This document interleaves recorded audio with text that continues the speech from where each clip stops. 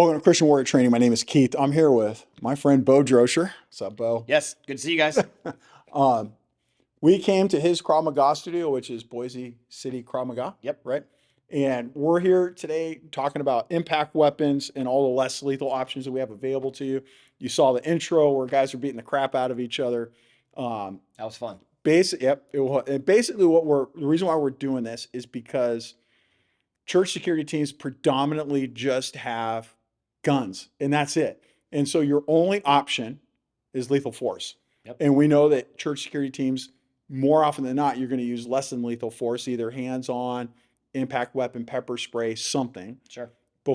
And you got to have something before shooting, because if your only option is to shoot somebody, that's a bad route to take, right? Yes, absolutely. And so Beau goes to my church, all around good guy. He's a great fighter.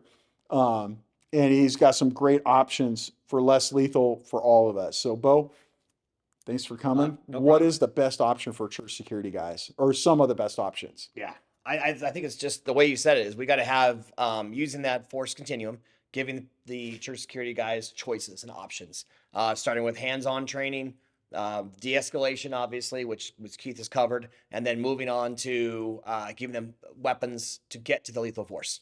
So maybe we talked about starting out with potentially an option of a taser. We talked about an option of an extendable baton. The difference you saw in the video earlier where the attacker got really, really close to him and he wasn't able to do you couldn't get him off of as easy. You give him something like this where you're adding, 3 feet of reach. He was able to keep that guy much further away, especially when it comes to a knife. So having an option of these, then moving up to other things you could have. Everything can be a weapon. So like that's a four cell. Force multiplier, right? 4 cell D flashlight. Some of you guys know those really well, but having anything in your environment. I think we even threw a broom in there. We did, right? If all you had was a broom, right, you still have an option. Okay. So we like all of them. All right. So another one that we didn't talk about was pepper spray too. Yes. Pepper spray is good depending on, well, it isn't just another option. Sure. So with all of these, the most important thing is to get training, right? So just because they watch a YouTube video doesn't mean that like they all of a sudden get to. It's a famous saying. You could read a book on swimming and drown. Oh, right. So that's good. This type of stuff, you have to get the training, and if you're not confident in that training and competent, you'll never use it. So obviously, people in the Treasure Valley of Idaho can come to Boise City's Krav Maga. Boise City Krav Maga. But what happens for the people that live California, Texas, Florida? Where would they go to get training? We are certainly not the end all. There are training places all over the country that are phenomenal. What I would recommend is go in there, talk to the instructor, talk to the owner, watch a class, and you'll know a lot real quick. All right. So I've had Krav Maga and I've had Jiu-Jitsu. Love them both. Why Krav Maga for church security? I think they both have practical tools. I think a balance between both. In Krav Maga, we still do Jiu-Jitsu. But I think there is a balance of understanding why I don't want to be on the ground with somebody and knowing how to get away from them, break contact, and then go into Krav. So Krav teaches more about breaking contact and getting distance. And in a church security environment, I might need to go to something more where I don't want to be on the ground because trouble travels in pairs. So what is Krav Maga? Some people may not know. Krav Maga is the Israeli military system of self-defense. So it takes someone to a high level proficiency very quickly, as opposed to taking martial arts for years and years and years. So we teach, there's no rules. Everything we teach on the mat has a practical application. It's a blend of all the martial arts. So in law enforcement, we have a bunch of different styles. We call it arrest control technique, or ACT. A lot of us older cops were taught FBI method, which is horrible. I was also taught, what's the one from LAPD? It's Koga. Koga. I was taught Koga originally. It was okay. And then my department went to Krav Maga and they went to Jiu-Jitsu. Game changer. Yep. Way better than Koga, FBI method, any of that stuff. Sure. It was wonderful. I think it's also goes back to the amount of training that the agency and or the church will provide and let their people take. Yeah. And so a lot of people, they'll go to the range, they'll go practice going to the range, but they will not do anything about going to a gym to get fit, or even going to any kind of a jiu-jitsu, Krav Maga, anything, Yeah. Just take something. Yes. Right. Yes. Go get involved. Go. A lot of church security is not in a position to protect themselves, and they need to be mentally, they need to be physically, they need to be able to do it, and get the right people to help out. Okay, so we've covered for less lethal options. We've Yep. covered taser, using anything, improvised weapons, Yep. flashlight, broomstick, baton. We've trained all those. Some people live in places like California, Hmm. okay, where this is a felony, Yep. but a gun is a misdemeanor. Yep. Just letting you know that for people Why in we're not there Cal, anymore. just letting people in California know that's only a misdemeanor to Yep. carry a loaded handgun. Um, with that said, what do guys in like California, Canada, Mhm. New York, Illinois, what options do they have for less lethal? Sure. Well, a flashlight.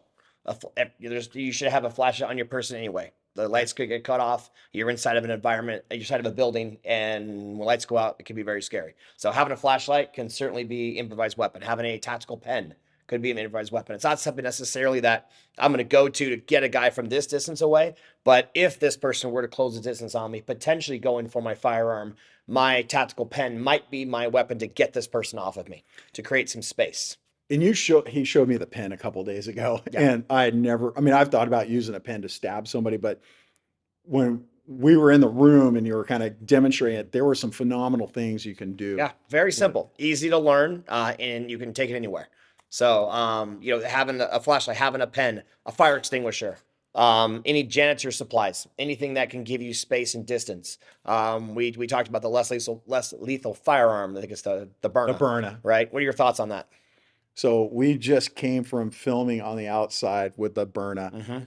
Mm-hmm. Cannot recommend. We'll put a video out on it very soon. Yeah. It did not perform the way you would think Yeah. it would. If maybe somebody who was not committed, Yeah. right, at all. So So if have an option. somebody on drugs, No. it will have no effect. Nope. In which most of our attackers are going to be either Yeah. mentally ill or on drugs, and those two, Yep. it We had a wasn't. guy who was fully in his normal state of mind, and he was here to be a volunteer his body to science. And no, he wasn't under any other duress. And he basically looked at me like he was ready to kill me. Yeah. So So we got a lot of options. There's the biggest thing to remember is to have something besides lethal force. You Yep. got to have something else in your tool chest. For the guys in California, pepper spray is legal. That's a kind of an easy one to have. hands-on self-defense. Bo mentioned the flashlight. I may or may not have hit people with this in my lifetime. This is a baton Yeah. for all intents and purposes. Sure. But yeah, and then one last thing, you got the tourniquet. Yeah. It's worth mentioning every time. Yep. We spend a lot of time on weapons. We spend a lot of time on hand to hand. What's your plan if somebody on your team is hurt or you are hurt yourself? We've seen countless officers be able to save their own lives and as well as members of their team just by having the right medical training. So you're gonna take a life. You should be able to save a life. Some other things we want to talk about is liability. Yep. Because liability, it's important for your church. For those, I know there's a lot of pastors that watch. The first thing they're going to think about is liability, and then just your legal environment. So we're in Idaho. Yep. There is no such thing as a deadly weapon in Idaho, but not everybody is lucky enough Sure. to live in America. So what? Tell me a little bit about the things with liability and legal I got to worry about. Well, number one, if you're going to use lethal force, I mean, if we're talking lethal force, then we have to meet a couple requirements, right? I have to be the innocent party. I have to have not had any other potential means of escape. I had to observe the person has the ability and the capacity to attack me and maybe has a weapon, right? I have no lesser options available to me. So the biggest one's the innocent party. But if we're talking about a church security environment, they're already there. They should be running to the gunfire. They should be running to the problem. They should be a part of solving it. So they need to have their protection, either whether it's insurance, whether it's the church, making sure they back them up, right? Okay. So I would say make sure you're in the right and that you couldn't use any other options. It's really easy to take a person and have a good conversation with them and move them to a safer area versus it doesn't need to escalate into force on force just because this person walked into the church. Like Yeah. they're supposed to be at church. We want them to be at church. Yeah. But it doesn't mean we're not watching them and we're not prepared to intervene if we need to. Absolutely. Awesome. Any last thoughts before we leave? Guys can't say enough. Just get training, right? Get solid training and then make sure everyone in your team get solid training. You don't want to be the only guy. Maybe you're the gun guy. Help everybody get their firearms. Maybe you're the Krav Jiu-Jitsu guy. Make sure everybody on your team has that. Maybe you're the medical guy, Yep. right? Everybody has something to offer to the team. Awesome. Thanks All for your right. time, man. I My appreciate pleasure. it. You got it.